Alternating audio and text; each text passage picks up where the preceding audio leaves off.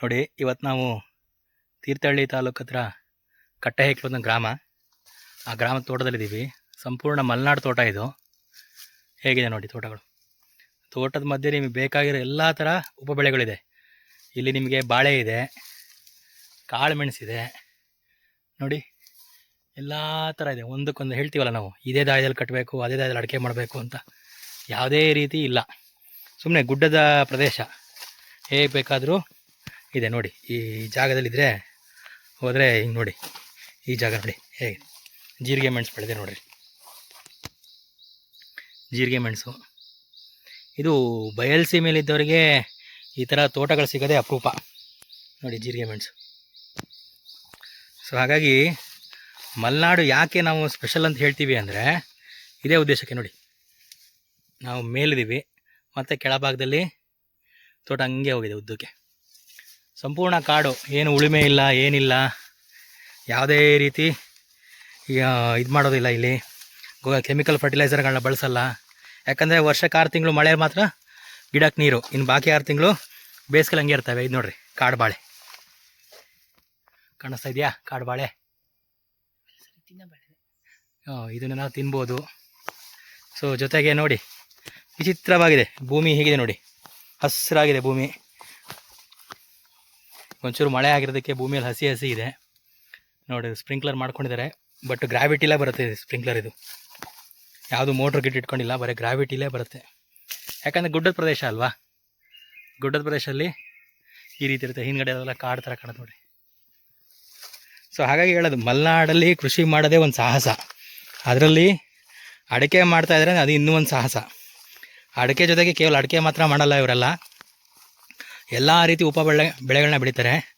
ಅಲ್ಲಿ ಹಿಂದೆ ನೋಡ್ತಾ ಇದ್ವಿ, ಅಲ್ಲಿ ಕಾಳುಮೆಣಸು, ಜೊತೆಗೆ ಕರಿಬೇವು, ವಿಳೆದೆಲೆ ನೋಡ್ರಿ, ಎಲ್ಲ ಥರ ನೋಡ್ರಿ ಎಷ್ಟು ಆಳದಲ್ಲಿದೆ. ಬುಟ್ಟಿ ಮಾಡ್ತಾರಲ್ಲ, ಬಿದಿರು ವಾಟೆ ಅಂತ ಕರೀತಾರೆ ಅದನ್ನು. ಸೊ ಅದು ಕೂಡ ಇದೆ ನೋಡಿ, ಎಷ್ಟು ಚೆನ್ನಾಗಿದೆ. ಇದು ನಮ್ಮ ಆ್ಯಕ್ಚುಯಲ್ ಮಲೆನಾಡಿನ ಕೃಷಿ. ಈ ಥರದ ವೀಡಿಯೋಗಳನ್ನ ಮುಂದೆ ತೋರಿಸ್ತೀನಿ, ನೋಡ್ತಾ ಇರ್ರಿ. ಈಗಾಗಲೇ ಹೇಳ್ದಂಗೆ ಈ ತೋಟಗಳಲ್ಲಿ, ಮಲೆನಾಡಿನ ಈ ತೋಟದಲ್ಲಿ ಇವರು ಯಾವುದೇ ರೀತಿ ರಾಸಾಯನಿಕಗಳನ್ನ ಬಳಸ್ತಾ ಇಲ್ಲ, ಹಾಗೆ ಬೆಳೀತಾ ಇದ್ದಾರೆ. 6 ತಿಂಗಳಿಗೊಂದು ನೀರು ಸಿಗುತ್ತೆ ನೋಡಿ. ಇವ್ರ ತೋಟದಲ್ಲಿ ಇನ್ನೊಂದು ಸ್ಪೆಷಲ್ ಏನಂದರೆ ನೋಡಿ, ಅಪ್ಪೆ ಮಿಡಿ ಹಣ್ಣಾಗಿದೆ, ಸ್ವಲ್ಪ ಹಣ್ಣಾಗಿದೆ. ಈ ಸಾಮಾನ್ಯವಾಗಿ ಈ ಭಾಗದಲ್ಲಿ ಚೆನ್ನಾಗಿ ಬರೋದು ನೋಡಿ, ಎಷ್ಟು ಚೆನ್ನಾಗಿದೆ. ಸೊ ಈ ಥರದೆಲ್ಲ ಬರೀ ಮಾರ್ಕೆಟಲ್ಲಿ ತೊಗೊತಾ ಇರ್ತೀವಿ, ಇಲ್ಲಿ ಬೆಳೆದು ನೋಡಿ ಎಷ್ಟು ಚೆನ್ನಾಗಿದೆಯಲ್ಲ. ಹಾಂ ನೋಡಿ, ಅದು ಕೊಬ್ಬರಿ ಹಲಸು ಅಂತ ಒಂದಿದೆ ಅಲ್ಲಿ ನೋಡಿ, ದಪ್ಪ ಇದೆಯಲ್ಲ ಅದು ಮೇಲೆ, ಹಲಸಿನಕಾಯಿ ಕಾಣಿಸ್ತಾ ಇದೆಯಾ ಮೇಲೆ ನೋಡಿ, ಇಲ್ಲಿ ಮೇಲೆ ಹಲಸು ಕಾಣಿಸ್ತಾ ಇದೆಯಲ್ಲ, ಇದನ್ನು ಕೊಬ್ಬರಿ ಹಲಸು ಅಂತ ಕರೀತಾರೆ. ಅಂದರೆ ಬಿಳಿ ಹಲಸಿದು, ಅರಶಿನ ಆಗಲ್ಲ ಹಲಸಿದು. ಸೊ ನೋಡಿ, ನಾವು ಯಾಕೆ ನಾವು ಮಲೆನಾಡನ್ನು ಇಷ್ಟಪಡ್ತೀವಿ ಕೆಲವು ವಿಚಾರಕ್ಕೆ ಅಂದರೆ, ಈ ರೀತಿ ಇವರು ಕೃಷಿನೇ ಟೋಟಲ್ ಡಿಫ್ರೆಂಟ್ ಇರುತ್ತೆ.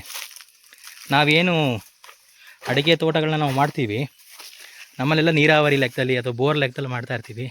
ಇವರು ನ್ಯಾಚುರಲ್ ಆಗಿ ಸಿಗೋಂಥ ನೀರನ್ನೇ ಬಳಸ್ಕೊಂಡು, ಮಲೆನಾಡಿನ ನೀರನ್ನೇ ಬಳಸ್ಕೊಂಡು, ಏನು 6 ತಿಂಗಳು ಮಳೆ ಬರುತ್ತೆ ಅದೇ ನೀರನ್ನು ಬಳಸ್ಕೊಂಡು, ಆ ನೀರಲ್ಲಿ ಏನು ಅವರಿಗೆ ಕೆರೆ ತುಂಬಿರುತ್ತೆ ಅದೇ ನೀರನ್ನು ಅವರು ಗ್ರಾವಿಟಿ ಮೂಲಕನೇ ಬಳಸ್ಕೊತಿದ್ದಾರೆ ನೋಡಿ. ಎಲ್ಲ ಮರಗಳು ಕೂಡ ಬೆಂಡಾಗಿದೆ, ಆದರೆ ಒಂದು ಮರ ಮುರಿದೋಗಲ್ಲ. ಈ ಮರಗಳ ಸ್ಪೆಷಾಲಿಟಿ ಅದೇ. ಕಾರಣ ಅಂದರೆ ಗೊಬ್ಬರ, ಕೆಮಿಕಲ್ ಗೊಬ್ಬರ ಬಳಸದೇ ಇರೋದ್ರಿಂದ, ಬರೀ ಇವರು ಸಾವಯವ ಗೊಬ್ಬರ ಅಂದರೆ ದನದ ಗೊಬ್ಬರ ಮತ್ತು ಎಲೆಗಳನ್ನ ಬಳಸೋದ್ರಿಂದ ಅವ್ರಿಗೆ ಏನಾಗುತ್ತೆ, ಗಿಡದ ಬೇರುಗಳು ಚೆನ್ನಾಗಿ ಬೆಟ್ಕೊಂಡಿರುತ್ತೆ, ಮಣ್ಣು ತುಂಬ ಫಲವತ್ತತೆ ಆಗಿರುತ್ತೆ. ಇದು ನೋಡಿ ಭೂಮಿ ಹೇಗಿದೆ ನೋಡಿ, ಎಲ್ಲೂ ಉಳುಮೆ ಇಲ್ಲ, ಯಾವುದ್ಯಾವುದೋ ಗಿಡ ಬೆಳೆದಿರ್ತವೆ, ಎಲ್ಲ ಥರ ಇರ್ತವೆ. ಇದರಿಂದ ಏನಾಗುತ್ತೆ, ತುಂಬ ಬೆನಿಫಿಟ್ ಇರುತ್ತೆ.